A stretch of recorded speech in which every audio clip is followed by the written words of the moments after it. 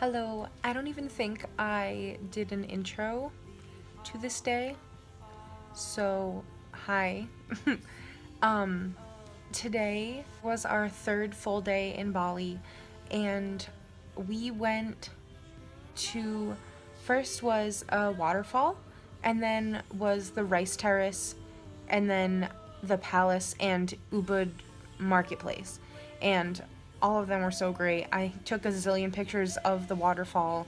The rice terrace was so beautiful. We had like lunch, looking over everything, and then the marketplace was just awesome, like to go walk through and buy stuff for cheap.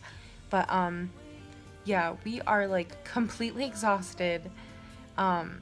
We had dinner by the pool today, did some swimming just to kind of cool off, and it's like 9 o'clock right now, and we're all like, I'm exhausted, I'm going to sleep, because we have elephant tour tomorrow at like, we're getting picked up at like 5:45 in the morning, but I am super excited for it. I'm get to like ride elephants and feed them and bathe them. I'm super freaking pumped. But so yeah, you guys have that footage to look forward to in the next video. But yeah, so it's just been completely awesome. Like, I can't believe that I'm here still.